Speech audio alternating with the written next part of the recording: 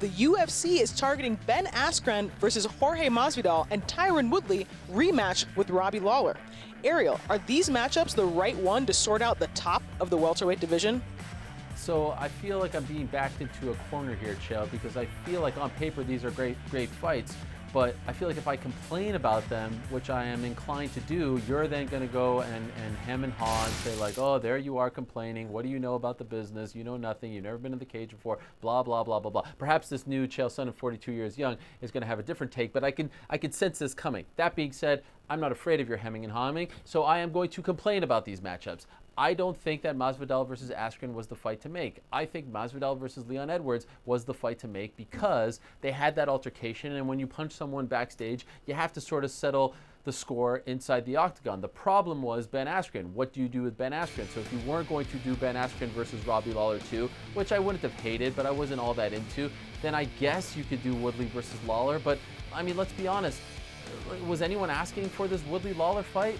No one was really asking for it, and if I'm Tyron Woodley, I'm thinking to myself, how do I top knocking out Robbie Lawler in a matter of seconds? It's sort of like the Conor McGregor-Jose Aldo dilemma, and that's why Conor never wanted that rematch, because it's impossible to top what you did in the first fight. So I don't love this for Woodley. I guess I like it for Lawler. I guess I like it for Askren because it's a fresh matchup in Masvidal, but overall, I can't say I'm enamored with any of it. Ariel, I want to say this to you. I just don't know what to do that's better. I tend to agree with you with the top guys right now. I'm very glad. I do believe they have Covington versus a champion. I think that is the right way to go, Covington and Kamaru. I don't know what to do with the other four. And yeah, it does strike me as a little bit of a surprise. After Lawler got beat by Woodley, generally, historically, that's when you do the immediate rematch. Neither guy asked for it. For obvious reasons, Tyron didn't ask for it, all the reasons that you just stated. For other reasons, Lawler just doesn't ask for fights. So yeah, this one caught me off guard. Do I want to see these two guys go out and compete? Do I love their backstory? Do I love that a championship traded hands? Do I love that they were former teammates and had to split up everything, including the gym and coaches and cornermen?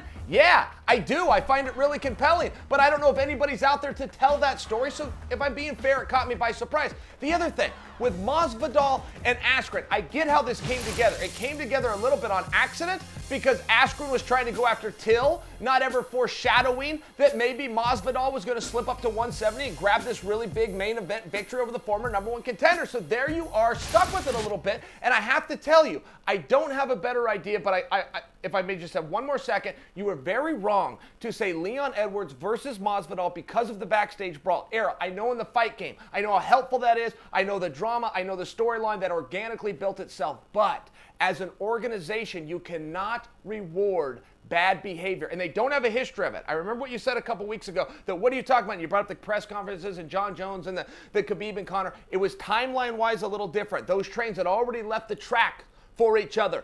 Leon Edwards and Masvidal had absolutely no business, other than they were both backstage with their T-shirts off. You can't reward that. I guess we're going to agree to disagree on that one, because I really feel strongly that for Leon Edwards, he deserves now a chance to sort of avenge what happened in that altercation. You know, it's another underrated problem that isn't really being addressed, but is, I think, something that has thrown a wrench in the UFC's plans. I think Wonder Boy would have factored into this little equation here, but because Anthony Pettis beat him, and now you can't build off of Anthony Pettis at 170 pounds, because it seems like he'll probably go back down to 155, and I think he should fight Justin Gaethje. You never got a chance to use that guy who beat Wonder Boy in super impressive fashion and enter him into this little tournament here. So you kind of lost out on that one. Also, I think Darren Till losing the way in which he did puts him out for a very long time. So these are, look, I am fully aware that there aren't a lot of great options out there, and especially when you consider the fact that Woodley was a champion for a long time and he beat a lot of these guys, and so they're coming up with this. I just, for Woodley, if I'm talking about for Woodley, I don't love having to go out there and fight a guy who you knocked out that quickly, because even though you go into the even if you go into the second round, and even if you knock him out in the second round, people will still say, well, you didn't do it like you did it the first time around. That's a tough spot to be in. Yeah, and I love a word that you used there. You used the word tournament. And I like that because I have felt that for the last 4 weeks, Ariel, we have had the pleasure of watching an unofficial welterweight tournament play out. And the other side of that is tournaments have consequences. And yes, we had so much shakeup. Anthony Pettis, in fairness, did himself in his own career a great service and really set the table for a huge fight. And I agree with you, it's going to be with Justin Gaethje. But he sure screwed up that division. Masvidal moved up. He sure screwed up that division. Leon Edwards, quite frankly, got everybody's attention. He helped to screw up that division. Kamaru Usman came in. He helped to screw up that division. So as much as I am with you that these weren't the most compelling matches, Ariel, I don't have anything better to offer with the players that we have. It's a lot of yelling. I must say, it's a lot of yelling.